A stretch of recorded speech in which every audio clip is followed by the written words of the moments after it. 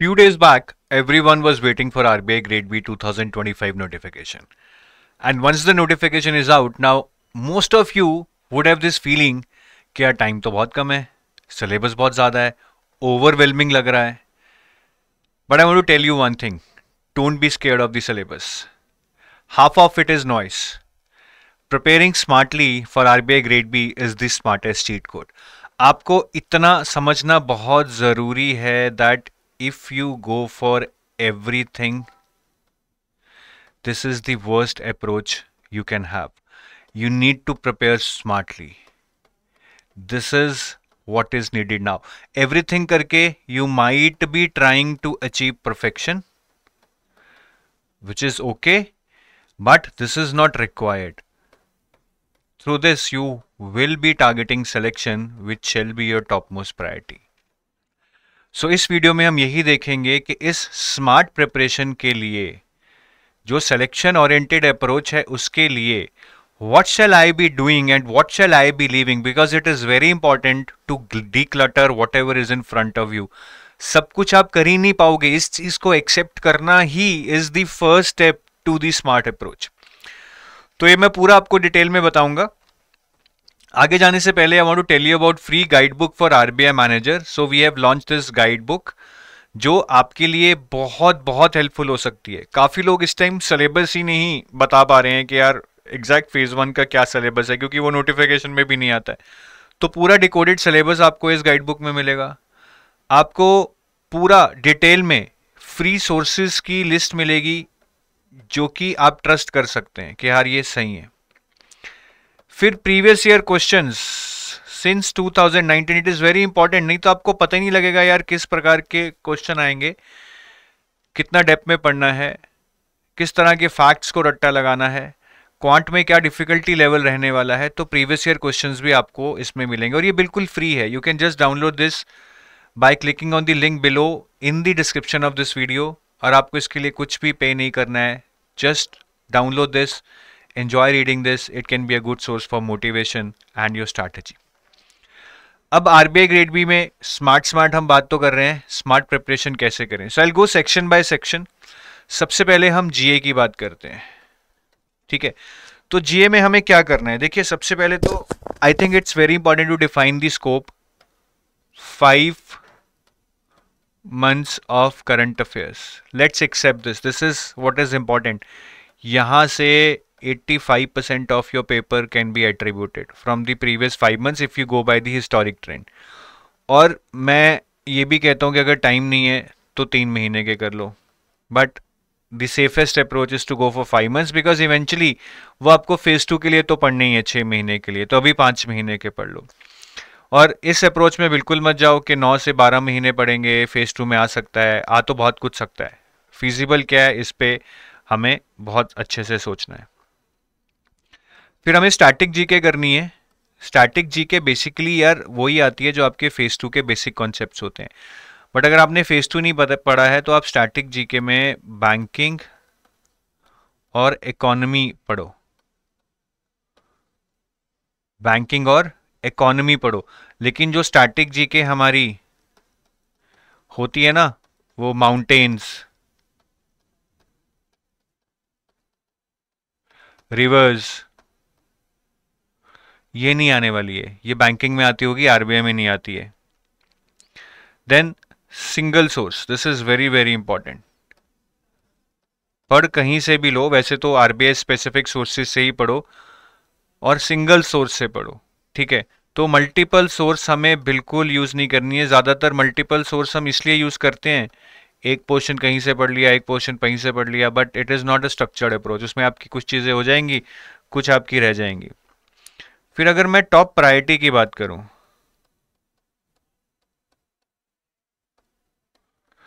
तो यहाँ पे आरबीआई नोटिफिकेशंस प्लस रिपोर्ट्स, ये आपकी प्रायोरिटी 1 होनी चाहिए. नो डाउट अदर एरियाज भी इंपॉर्टेंट हैं. और जो आपकी नॉर्मल जीए है, award, sports, obituaries, then defence exercises, important events and their themes, summits and conferences, MoUs, वो आपकी प्रायोरिटी हाई नहीं होनी चाहिए, हालांकि वो भी एग्जाम में आता है. ठीक है, और एक और पॉइंट मैं बोलूँगा यहाँ पे, ठीक है, मैं यहाँ लिख देता हूँ, शायद नीचे ये कट ना जाए। जीए में रिवीजन 1-1-1, जो डेली पढ़ा है उसको डेली रिवाइज करो, फिर एक वीक बाद रिवाइज करो, और फिर एक मंथ बाद रिवाइज करो। 3 इक्के मतलब 1 day same day, 1 week same week revise करना है, 1 मंथ सेम वीक रिवाइज करना है, ठीक है। और ज़रूरी नहीं है कि आप 100% ऑफ जीए कर लो, ये हमारा टारगेट नहीं है, नहीं हो रहा है 80% कर लो, बट ये रिवीजन की कॉस्ट पे मत छोड़ो। ये रिवीजन बहुत इंपॉर्टेंट है। क्या इंपॉर्टेंट है? ये रिवीजन बहुत इंपॉर्टेंट है, इसको याद रखना। तो जीए में अगर आप ये चीज़ें समझ के चलोगे तो जीए आपकी अच्छी तरह से प्रिपेयर हो जाएगी।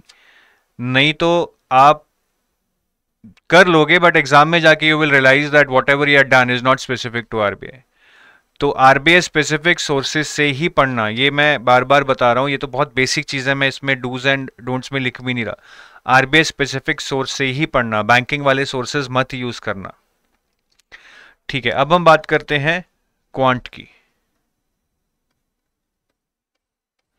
तो क्वांट में मेरा पहला जो मुझे चीज़ सही करनी है वो है कि मुझे डीआई करनी है।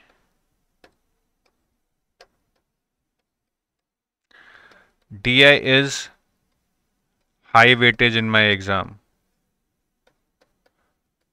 तो मुझे DI करनी है, but I try to DI on graphs, ratios, percentage. जो अरिथमेटिक वाली DI है, देखिए वो एग्जाम में आएगी, मैं मना कर रहा हूं इसलिए क्योंकि ये मुश्किल होती है। तो अगर आपका इस पे होल्ड है, अरिथमेटिक पे अच्छे से आता है, तो आप अरिथमेटिक वाली DI भी कर सकते हैं, बट पहले जो ग्राफ्स और रेशोज और परसेंटेज है वो वाली करिए, एक सेट आपका उस पे आता है। फिर हमें अरिथमेटिक के कुछ टॉपिक्स करने हैं। कौन कौन से टॉपिक हैं भैया? वही परसेंटेज हो गया, रेशो प्रोपोर्शन हो गया, टाइम स्पीड डिस्टेंस हो गया, टाइम एंड वर्क हो गया, क्वाड्रेटिक इक्वेशंस हो गया, Q stands for quadratic equations, NS मतलब नंबर सीरीज, और लास्ट में एक आप एसआई और सीआई भी कर लो, and then profit and loss. तो ये टॉपिक्स आपको करने हैं, बट जो आपके टॉपिक्स हैं, प्रोबेबिलिटी, अलजेब्रा, ठीक है, ज्योमेट्री, इनका ज़्यादा वेटेज नहीं है आरबीआई में। अगर आप प्रीवियस ईयर पेपर्स को देखेंगे तो आप इन चीज़ों को छोड़ सकते हो। और सेक्शनल टेस्ट आपको बहुत सारे देने हैं, लेकिन वो सेक्शनल टेस्ट आरबीआई के लिए बने होने चाहिए। काफ़ी लोग बैंकिंग वाले टेस्ट या क्वेश्चंस करते हैं, वो मेरे हिसाब से बिल्कुल सही चीज़ नहीं है। उससे आपकी वो लेवल की प्रैक्टिस नहीं होगी जो लेवल की चाहिए, और एग्जाम में जाके आपको लगेगा यार इस यहाँ तो और ही लेवल आ गया, तो that's not the right technique in my point of view. फिर आते हैं हम रीजनिंग में। रीजनिंग में सबसे पहले मैं बोलूँगा चलो आप इजी पजल्स कर लो, और साथ में सिटिंग अरेंजमेंट भी कर लो पजल्स के साथ, जो इजी है।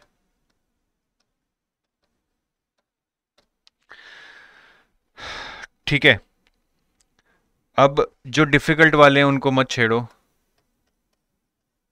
क्योंकि डिफ़िकल्ट पजल वैसे भी एग्ज़ाम में नहीं निकलते हैं प्रेशर में। मैंने बहुत लोगों को देखा है वो पजल शुरू कर लेते हैं, फिर उनका कट ऑफ रह जाता है। फिर कुछ मिसलेनियस टॉपिक्स हैं,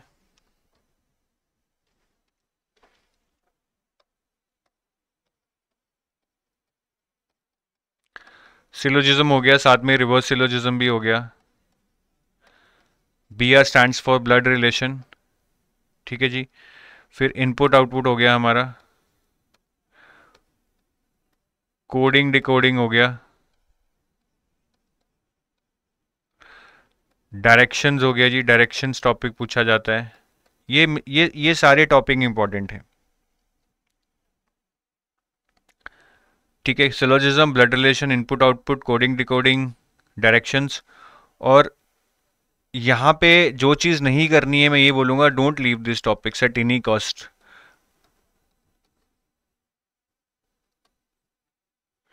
काफ़ी लोग पजल्स पे ज़्यादा फोकस करते हैं, वो सही है लेकिन रिस्की है, बहुत रिस्की अप्रोच है। पजल्स का वेटेज अच्छा है बट इजी वाले ही निकलेंगे एग्जाम में। वर्बल रीजनिंग करनी है जी हमें, जो हमारी स्टेटमेंट अजम्पशन होती है, स्टेटमेंट कॉज एंड इफेक्ट होता है, ठीक है, वो सारे टॉपिक्स हमें करने हैं वर्बल रीजनिंग के अंडर। और इसमें काफ़ी लोग कंफ्यूज रहते हैं कि सर काफ़ी क्वेश्चन गलत हो जाते हैं। कोई बात नहीं, आप 60-70% एक्यूरेसी से कर लो, 100% एक्यूरेसी करने की ज़रूरत नहीं है, ना ही वो बनेगी, बिकॉज ये 1+1 2 जैसे टॉपिक्स नहीं है। और साथ में सेक्शनल टेस्ट आरबीआई के दो यहाँ पे, ठीक है, जैसा मैंने क्वांट में बताया था। बैंकिंग वाले सेक्शनल टेस्ट देने का कोई फ़ायदा नहीं है, कोई भी फ़ायदा नहीं है। उस लेवल पे आपकी प्रैक्टिस नहीं होगी, ना आपको टाइम मैनेजमेंट आएगी, पता ही नहीं लगेगा मतलब वहाँ जाके चीज़ों को कैसे हैंडल करना है अगर आप आरबीआई वाले सेक्शनल टेस्ट नहीं देंगे। इंग्लिश में सिंपल है बेटा, इंग्लिश तो क्या आपको मतलब मेरे हिसाब से तो प्रैक्टिस पे फोकस करो। ग्रामर इस टाइम पे करने का ज़्यादा फ़ायदा नहीं होगा, तो ये मेरा व्यू है, बाकी आप डिसाइड कर सकते हैं। टॉपिक्स अगर फिर भी मैं बोलूँ तो कॉम्प्रीहेंशन, एरर फाइंडिंग,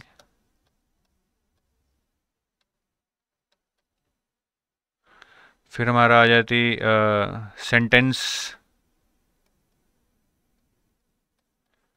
रीअरेंजमेंट,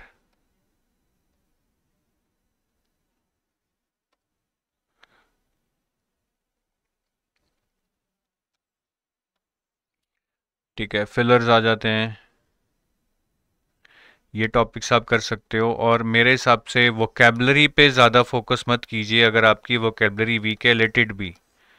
इस टाइम पे आप शॉर्ट ड्यूरेशन में वोकेबलरी नहीं बना पाएंगे। तो ये कुछ मेरे हिसाब से कुछ चीज़ें हैं जो आपको ज़रूर करनी चाहिए, कुछ चीज़ें आपको नहीं करनी चाहिए। आप प्लीज़ जो जैसे जैसे मैंने बोला है आप उसको लिख लीजिए, ठीक है।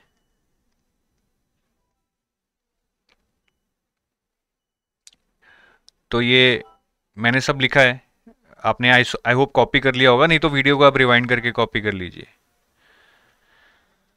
ठीक है जी। और बाकी मैं ये बोलूँगा कि रिवीजन बहुत ज़रूरी है।